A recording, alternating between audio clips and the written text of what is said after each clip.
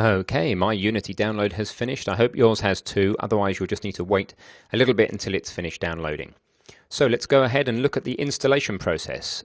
Pretty standard double clicking on it. Of course on a Mac the installation process is very similar. You'll double click and get a disk image, and then you'll do the normal things that you would do on a Mac installation as well. In fact, a lot of the rest of this course is recorded on a Mac, so I am very familiar with Macs. But for the installation, because the majority of people are using PCs, I'm going to be showing it on a PC. Alright, so let's take a look. Has this window popped up? Here we go. Welcome to the Unity setup. So we just go through. We agree now. Slow down. Don't just click everything.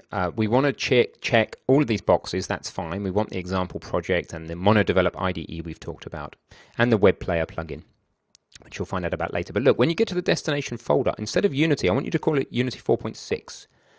Alright, this means that later on you'll be able to install Unity 5 without it going over the top of this.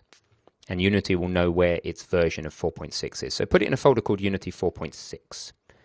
And then it'll go ahead and install. Now this may take a long time, it may not take very long. It depends entirely on your computer.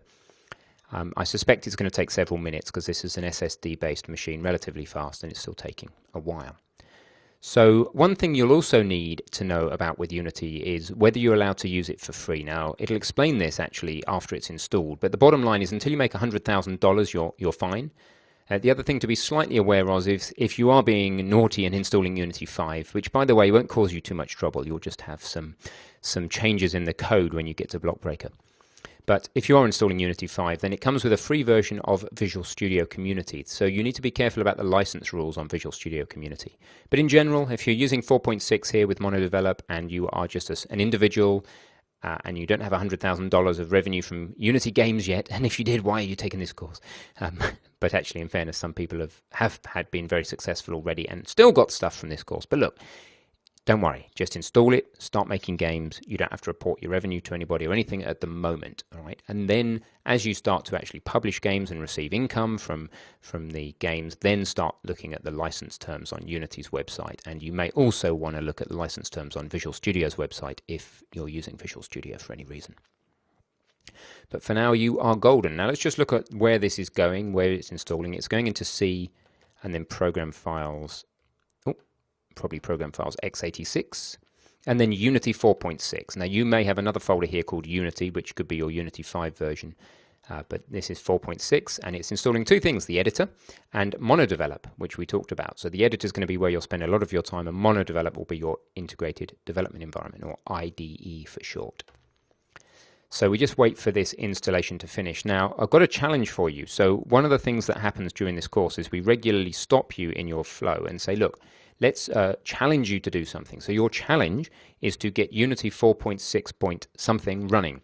It's your very first mini challenge. If you have problems, try checking you have at least 10 gig of free space. Reboot your machine and install again. But get Unity 5 installed yourself. That's the challenge. So with these challenges, we like you to pause the video, hence the pause sign down the bottom right. Go and get the thing done, try your very best, and then unpause the video and come back and I'll show you how I did it. So go ahead and get your Unity 4.6.x running now. Okay, welcome back. So I am just going to continue my installation.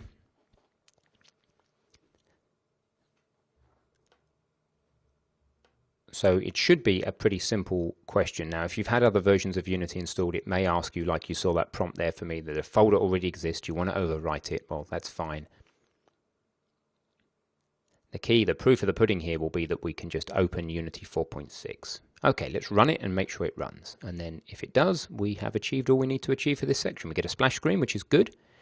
And we have Unity 4.6 running here on our machine, which is fantastic. So that's it. You can get to all the menus, etc. So I could do with just pinning this to the taskbar so I can get back to it later. And then I'm just going to exit Unity now, and we're good to go. Fantastic. See you soon.